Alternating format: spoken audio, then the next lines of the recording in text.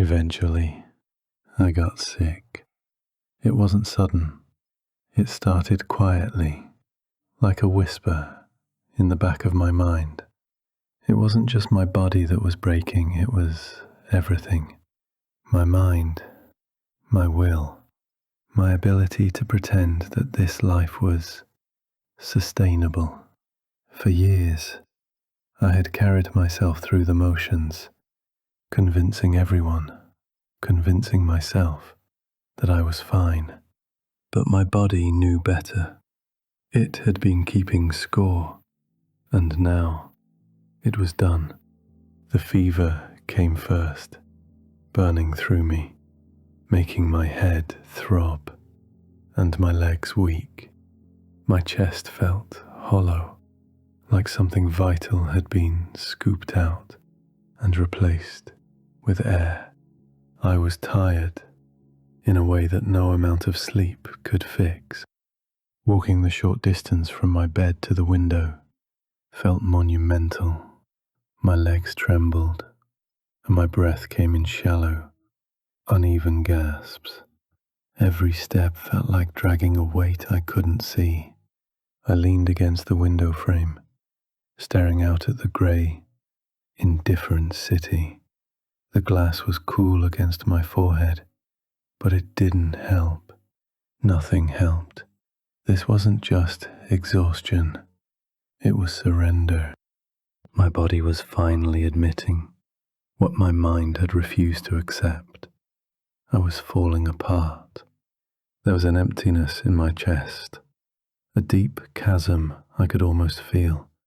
It wasn't just physical, it was something heavier, something I couldn't name, something I didn't want to name.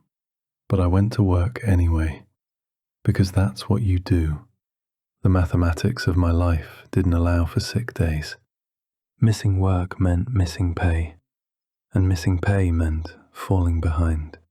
Falling behind meant I couldn't send money home, and if I couldn't send money home, the myth would fall apart. The myth that I was doing well, that I was making something of myself. So, I forced myself out the door, my body aching with every step. The air outside was thick and heavy, clinging to my skin, like it wanted to pull me back. My vision blurred, and the world around me felt distant, like I was moving through water. I kept walking.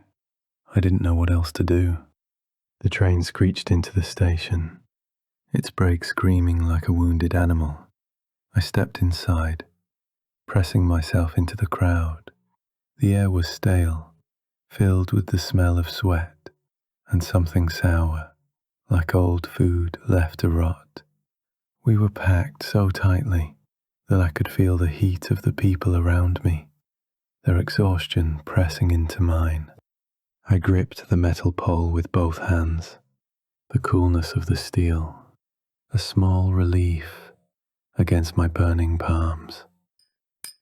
The train jolted forward, and we all swayed together, a group of strangers moving as one, not because we wanted to, but because we had no choice.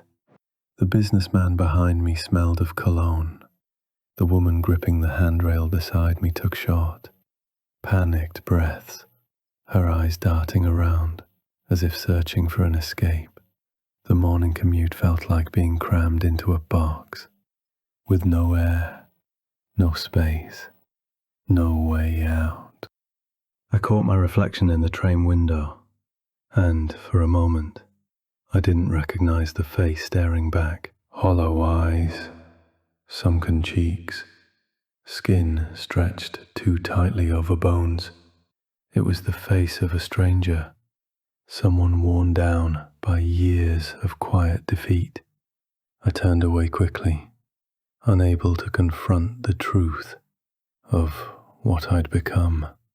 I closed my eyes and thought, this is hell, an endless cycle of exhaustion and despair, an endless commute through other people's worn down lives, while your own body burns with pointless fever. The nausea hit me suddenly, rising from my stomach like a wave. It climbed up my throat, leaving a bitter, metallic taste in my mouth. I swallowed hard, trying to push it down, but it was no use. The train jolted forward again, and we all swayed together, like dead fish hanging in a market, bodies without will, carried by momentum. The train screeched to a stop, and I stumbled out onto the platform, my legs barely holding me up. The world spun around me, and I only made it a few steps before I doubled over and vomited. It came in waves, each one leaving me weaker than the last. I bent over, my hands on my knees, as everything spilled out, not just food, but the last bit of strength I had left. The bitter taste of bile lingered in my mouth, sharp and sour, like a punishment I couldn't escape. I stared at the puddle on the ground, my stomach still heaving. It was the only real thing in that entire station. Everything else, the polished shoes, the blank faces, the hurried footsteps, felt fake. But this was honest. My body giving up on pretending. I wiped my face with the back of my hand, but it didn't help. I felt exposed, like everyone could see how broken I was. People stepped away from me, their faces twisted in disgust. A woman pulled her child closer, whispering something I couldn't hear. A man in a suit stepped around me, his shoes clicking on the concrete. Even the maintenance worker shook his head as he pushed his mop closer, muttering under his breath. No one stopped. No one asked if I was okay. I laughed then, a wild, hollow sound that echoed through the station. It was the laugh of a man watching himself fall apart, detached and fascinated by his own collapse. I was 31, pretending to be 43, bent over on a subway platform while strangers walked past me like I was trash. And then I saw him. He was sitting on a bench at the edge of the platform where the shadows were deepest. His legs swung back and forth like he couldn't sit still. He looked young, maybe 10 or 11, and his eyes were bright, curious, and calm.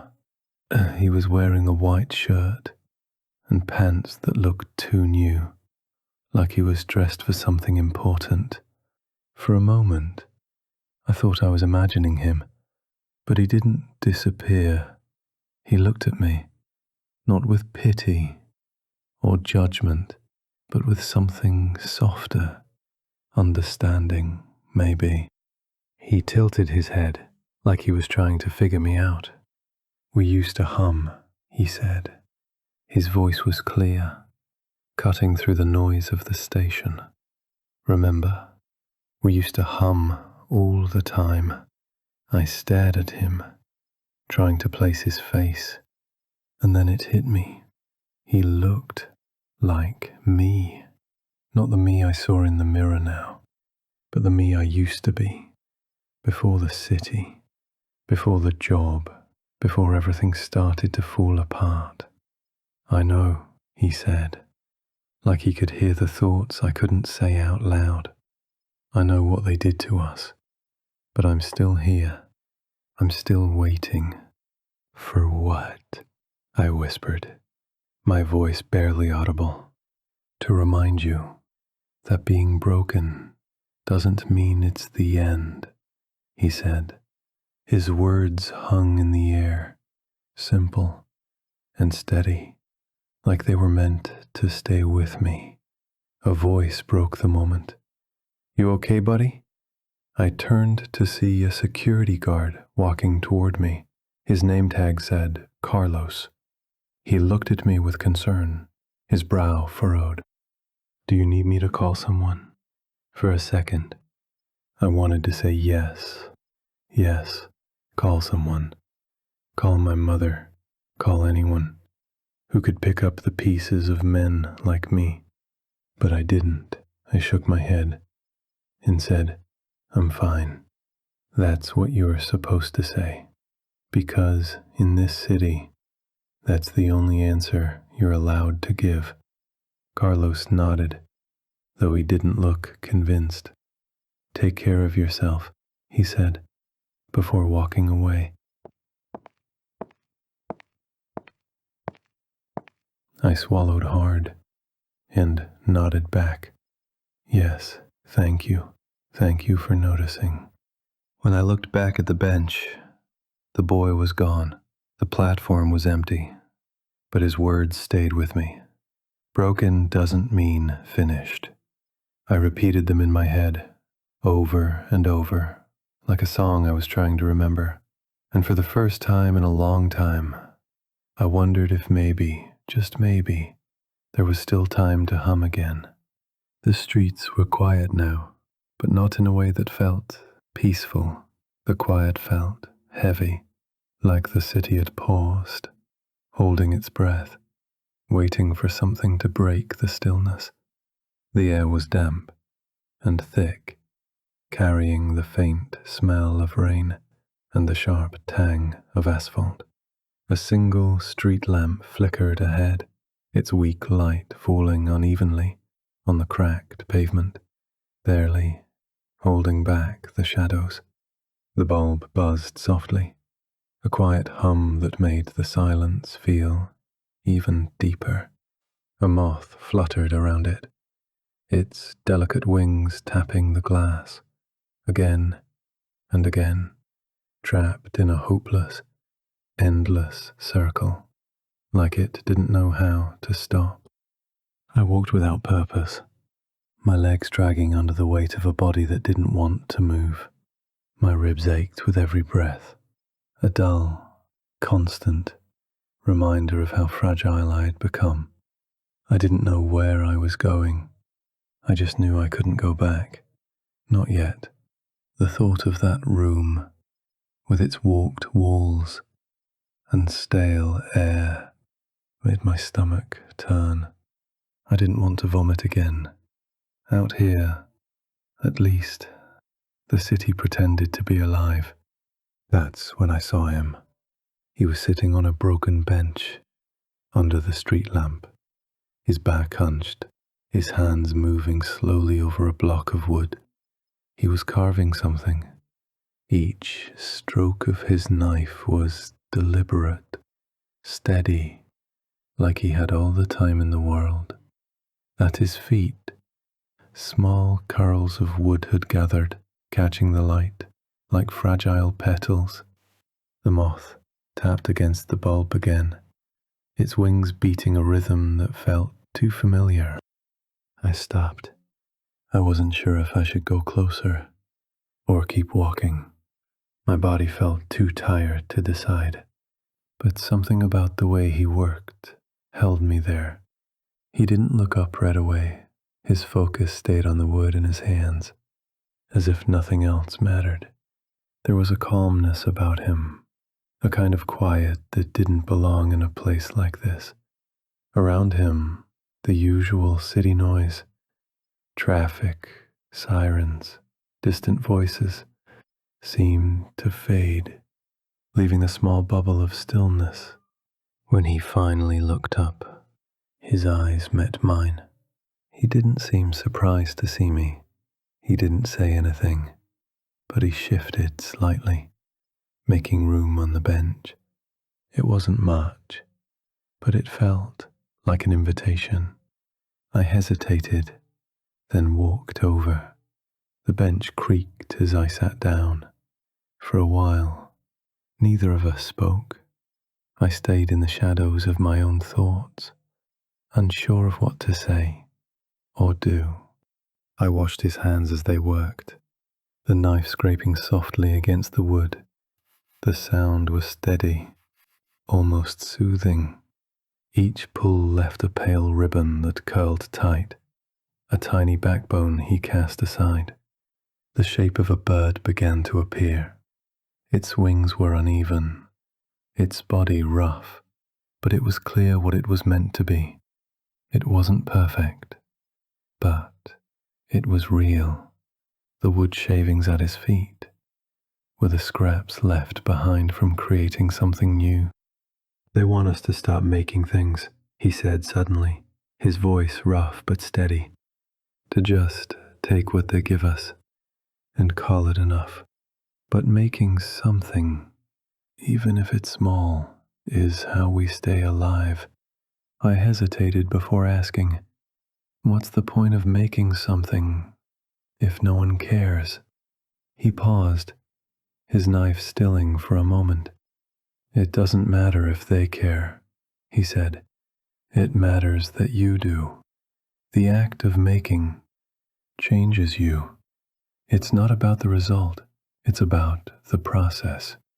"But why bother creating when it doesn't fix anything?" I asked. "It doesn't change the world. It doesn't fix me." He looked at me then, his eyes steady. "It changes you," he said. "And sometimes that's enough. The world will try to grind you down, but as long as you can still make something, you're not done." I looked at the bird in his hands. "What if it's not good enough?" I said quietly. "What if I'm not good enough?" "Perfection is a lie they sell to keep us from trying," he said, as if reading my thoughts. "The flaws are what make it real. And you're still here. That's enough." He set the bird down on the bench between us. His hands lingered on it for a moment before he pulled them away. He dusted his palms together, and the sap dust floated briefly before settling. I stared at the bird, unsure what to do.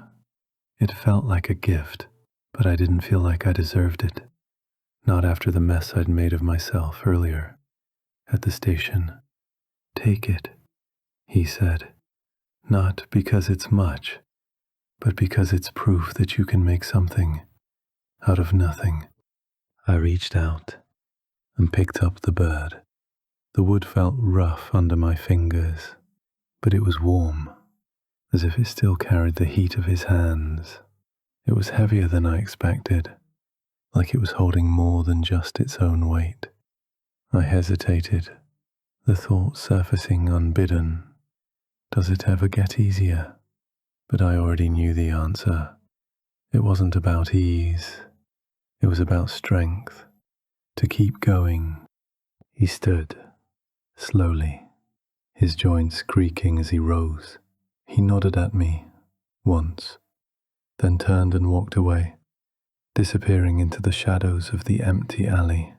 I stayed where I was, holding the bird in my hands. The bench creaked as I shifted, but I didn't move. I sat there for half an hour, staring at the moth circling the street lamp. Its wings beat against the light, over and over, until it finally flew away. I broke off a small piece of wood from the bird and slipped it into my pocket. The snap was the size of a breath, a piece to carry with me, to remind me of this moment. The bird itself I held carefully as I walked home. Its rough surface felt good in my hands, its warmth grounding me. His words lingered, quiet but insistent. "Keep making things. It's how we remember we're still alive." The fever was almost gone, but I still felt its grip. My head throbbed, my legs felt heavy, and every step sent a dull ache through my body. The city didn't care. It never did. Fevers didn't excuse you from the grind of survival. My food rations were nearly gone, and the discount store at the edge of the neighborhood was my only option. Today, the streets were quieter than usual, the kind of quiet that made you uneasy. The air was smoky grey, with ashes drifting slowly. Or maybe I was imagining it. I pulled my jacket tighter, though it wasn't the cold that made me shiver. It was everything. The fever, the city, the endless cycle of just getting by. I turned a corner, and that's when I smelled it. Black smoke. Sharp and bitter. It stung my throat and made my eyes burn. I coughed, pulling my jacket up over my nose, but the smell only grew stronger. I stopped and looked down the street as dark smoke rose into the sky, marking it with black and orange streaks. Faint shouts reached me, scattered and panicked. Fires weren't unusual here. They came and went, leaving behind ruins and loss. People would run, shout, scramble, but in the end, the fire always took what it wanted. I told myself it wasn't my problem, that I had enough to deal with. But then I heard her. "Miguel! Miguel!" A woman's voice, shaky and desperate, cut through the noise. She screamed the name over and over, her voice cracking each time. Something about the way she called out, the urgency in it, pulled at me. I hesitated, my feet rooted to the ground. I didn't have the strength for this. But then my legs moved anyway, carrying me toward the smoke. The scene was chaos. Flames consumed the small apartment building, scattering sparks into the dark sky. Smoke rose thick and choking, and the heat hit me as I got closer, making it hard to breathe. Sweat started to drip down my face. People were everywhere, running in all directions, shouting over each other. A woman in a nightgown stood in the middle of the street, still screaming for Miguel. An old man clutched a photo album to his chest, frozen, as tears ran down his soot-streaked face. Children cried, neighbors grabbed each other's arms, and voices rose in frantic questions. Did everyone get out? Is anyone hurt? Did you see the family in 3B? There was no order, no plan. People shouted over each other, "Get water, save the building, where's the fire truck?" Someone tried to use a garden hose, but the water pressure was too low, and it barely trickled onto the flames. They threw it down in frustration, muttering under their breath. A teenager pointed to a pond in a nearby lot. "There's water over there." People rushed toward it, grabbing whatever they could, buckets, mugs, pots, even plastic containers. The water was dirty, full of weeds and trash, but no one cared. It was all they had. I followed the crowd, my feet sinking into the mud around the pond. People jostled and shoved, arguing over who would go down into the black water to fill their buckets. Finally, one man stepped in, wading into the murky water to fill a bucket. He passed it up to those standing above, who quickly handed it down the line. Someone slipped and fell, spilling their water and cursing loudly. The air was thick with tension, the sound of shouting and splashing, blending into the roar of the fire. That's when I saw him, an old man, his hands shaking as he tried to fill his bucket. The water kept tipping out before he could lift it, and he muttered to himself, frustrated, I hesitated for a moment, wondering if I had the strength to help. But then I stepped forward, my shoes sinking into the muck. I grabbed his bucket, steadied it, and filled it for him. He looked at me, his face streaked with sweat and soot, and nodded. "Thanks," he said, his voice rough from the smoke. "Let's go," I said, handing him the bucket. We carried our buckets together toward the building, the water sloshing and spilling as we ran. As we carried the buckets, he said, "I haven't done this since I was a boy. Back then, we didn't have fire trucks, just each other." I nodded. For a moment, we moved in sync, a small bit of order in the chaos. But as we reached the building, others grabbed the buckets from our hands. He stumbled, and I grabbed his arm. "We've got this," I said, though I wasn't sure I believed it. He nodded, his grip tightening on the bucket. They splashed the water onto the flames. Their faces were red from the heat, their clothes drenched in sweat. Some shouted, "Fill the buckets faster. Bring more water." We picked up random empty buckets, dropped after being emptied, and the disorganization took over again. The old man looked at me, his eyes tired but steady. We just nodded and kept going. People shoved past us, spilling water and shouting. The moment vanished, swallowed by the frenzy. Then I saw a man throw his jacket over a child's head to shield them from the embers. He didn't know the child, but it didn't matter. In that moment, they weren't strangers. They were just people trying to save each other. The fire seemed to grow stronger, with every bucket thrown, roaring louder, as if mocking us. Flames shot higher, sending more embers into the night. The sky turned a sickly yellow.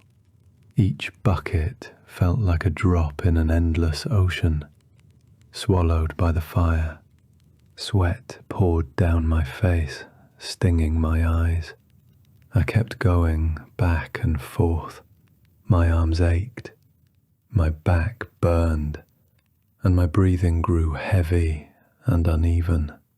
My heart pounded in my chest, and my legs shook with exhaustion.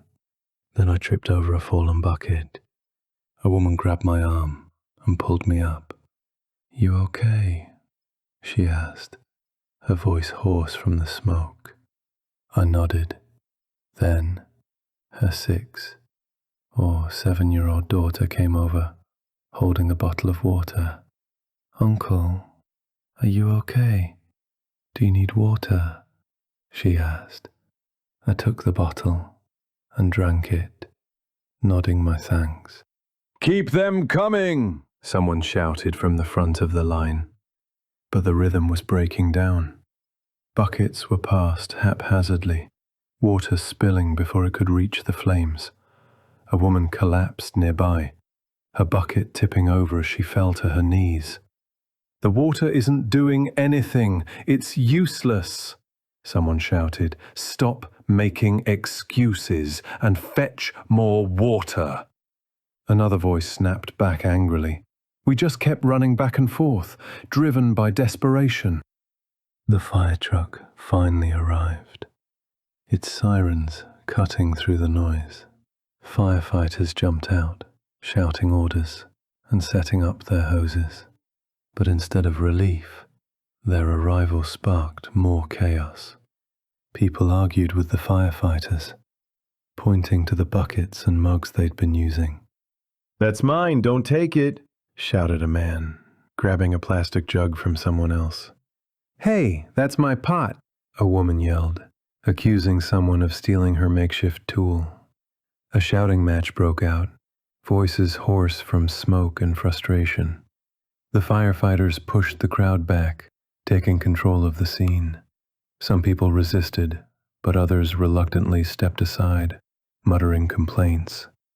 I stood off to the side, watching as the bucket brigade dissolved into arguments and accusations. The sense of shared purpose crumbled under the weight of exhaustion and frustration. The fire was eventually put out, but the building was ruined. Families stood in the street, clutching what little they had saved. The air was thick with the bitter smell of smoke, and the ground was littered with discarded buckets, mugs, and pots.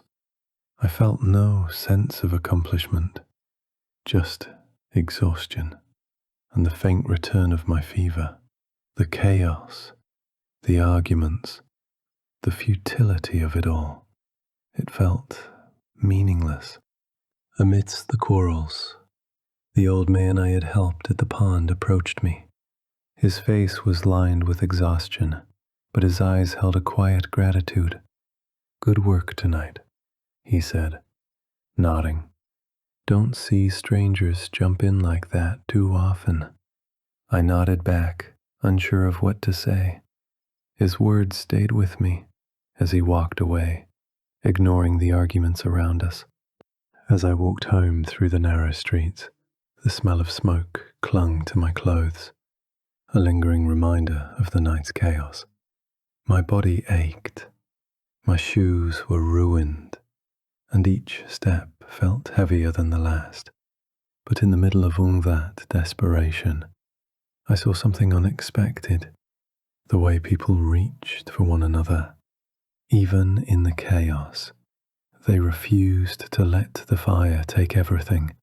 It made me realize this city wasn't as cold and worn down as I had thought. When it truly mattered, people could still show kindness, even to strangers. That realization lifted something inside me, leaving me almost hopeful. A faint hum stirred in my chest. It was fragile, barely there, but it was there. By the time I reached my building, the streets were silent. I climbed the stairs slowly, each step echoing in the empty hallway. When I opened the door to my room, the air was thick, wet, and oppressive, just like always. The water stains on the ceiling hadn't moved. The radiator clanked faintly. My hands were rough, the skin peeling from gripping buckets, with patches of redness, dryness, and painful blisters. But tonight, the room felt different. It didn't feel as suffocating. I sat on the edge of the bed, my body aching from the day.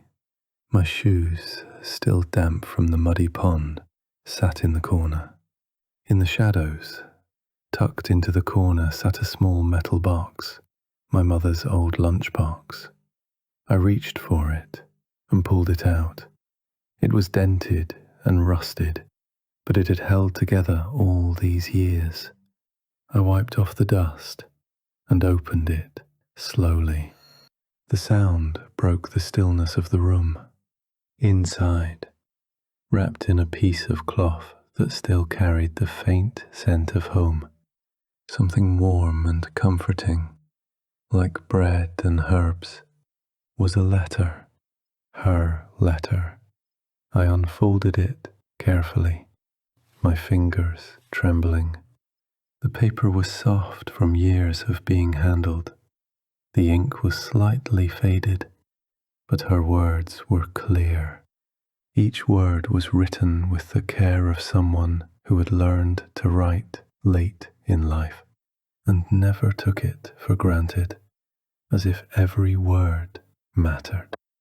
"My dearest son," it began, "by the time you read this, you will be far from us, and we will miss you every day. I know the city will test you in ways we cannot prepare for. One day, you may wonder if leaving was a mistake. Hear me when I say this. There is no shame in struggling. There is no shame in falling. The only shame is forgetting that you can get up again. Never forget that you are loved beyond measure. Being human means being both fragile and unbreakable at once. I could hear her voice as I read, soft and full of love, just like the day she gave me the lunchbox. She said, "This is not just a letter. It's a piece of home. When the city feels too big or too cold, open it and think of us. If life ever feels too hard, if it hurts too much, you can always come back. Your father and I will never be upset if you leave the city. It doesn't matter why. All we want is for you to be happy. Come home if you need to. We'll always be here, waiting for you." Her words left me restless, stirring something I wasn't ready to face. I took a deep breath. My vision blurred. I raised my hand to my eyes and felt them wet. Tears. I didn't know why I was crying. It was just a letter, nothing more. There was no need to feel this way. No need to be so weak. In a week, she would call and I would lie to her again, telling her everything was fine.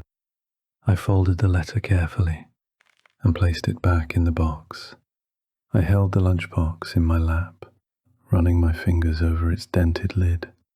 I could almost picture the food she used to pack: warm lentils, steamed dumplings, and flatbreads folded neatly with a side of pickled vegetables.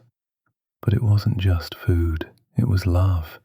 It was proof that someone, somewhere, cared enough to rise in darkness and prepare food for my school. I set the lunchbox on the bed and leaned back against the wall. My eyes drifted to the window. The city lights flickered faintly in the dark sky. The fire came back to me. The heat, the smoke, the chaos. And I thought of the old man at the pond, his hands shaking as he filled the bucket, but still determined to help. There were no fire trucks, just people leaning on each other, trying to save what they could. I wondered, if I collapsed again, would a stranger help me? The answer felt like no, not unless I helped others first. Maybe my help wouldn't change much. Maybe it wouldn't stop the fire or save the building. But if I didn't stand beside someone I knew was suffering, someone I could help, I would carry the guilt of it, and that guilt would weigh more than any excuse I could make to console myself that I was busy, that I had my own problems, that I had nothing to give. Then I thought of the security guard at the train station, who had stopped to ask if I was okay. Stranger who had thrown his jacket over a child's head to shield them from the embers. The little girl who handed me her water bottle when I tipped over. And the wooden bird, carved by hands that refused to give up on creation, even in a world that seemed to thrive on destruction. In this lifeless city, there were still people who would try to help or guide a stranger selflessly, people who reminded me that even here, humanity hadn't been completely erased. I was going deeper into these thoughts when suddenly a cough broke the silence. It was my neighbour again, the same dry, hacking sound I had heard every night through the thin walls. I had always tried to ignore it, telling myself it wasn't my problem, but tonight it felt different. I stood up, my legs stiff, but I still walked to the door. The air was cool and smelled faintly of dust. I walked to his door and knocked. The sound echoed in the quiet corridor. The door opened a crack. A man in his 50s looked out, a thin, old, and dirty blanket wrapped around his shoulders. His eyes were tired, and he seemed unsure of what to say. For a moment, neither of us spoke, and I cleared my throat.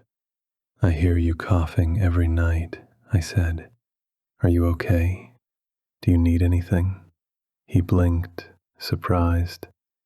I'm fine," he said, his voice hoarse. "Just a cold that won't go away." I glanced at the blanket he was using. It was threadbare, barely enough to keep out the cold. Without thinking, I said, "Wait here." I went back to my room and grabbed the new blanket I had bought weeks ago, but never used. It was thick and warm, still folded neatly on the shelf. I hesitated for a moment, then carried it back to his door. "Here," I said, holding it out to him. "Take this. It's better than what you've got." He stared at the blanket, then at me. For a moment, I thought he might refuse. I don't know what to say, how to repay you." "You don't have to repay me," I replied. "Just stay warm and get healthy. If you need anything, I'm next door." He hesitated, then said quietly, No, it's enough. More than enough. I will not disturb you any more." His voice was low, almost apologetic. I think he got scared by my sudden generosity. This city rarely shows selfless kindness, so he might have thought I had ulterior motives. "I appreciate what you already gave," he added, clutching the blanket tightly. I nodded. "Take care," I said, stepping back as he closed the door gently. I sat on the bed, staring at the water stains on the ceiling. They didn't feel like maps of failure tonight. The road in the map, which I once thought was a loop, now showed a new line, opening slowly, a fragile path breaking free. It wasn't clear where it led, but it stretched from the childhood island I thought I had lost. I let out a slow breath, the kind that feels like it's been held for years. I thought of the neighbor clutching the blanket, the little girl with the water bottle, and my mother's gentle smile. Their faces blurred together, soft and distant, but their presence lingered, like quiet whispers, reminding me of something I had forgotten. Then a sound escaped my lips, soft and unsteady. At first, I didn't recognize it. It was faint, broken, like the forgotten melody of something I had lost. But then it grew, trembling and fragile. A hum, my hum, the one I thought had died in me years ago. It wasn't much.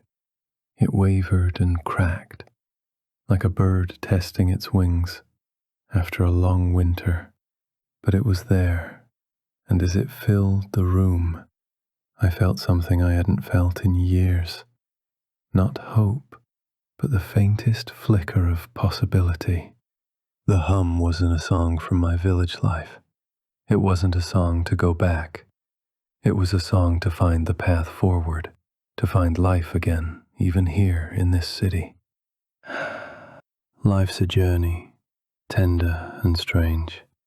Tomorrow's a mystery, a quiet exchange. Life's a road with twists and bends. Tomorrow's unknown, where it ascends. Life's a journey through endless night.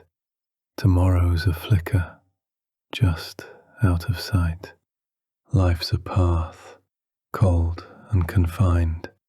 Tomorrow's a secret that I can't find. Life's a journey, fleeting yet bright. Tomorrow's a question hidden from sight. Life's a path fragile and wide. Tomorrow's unknown, but I'll decide.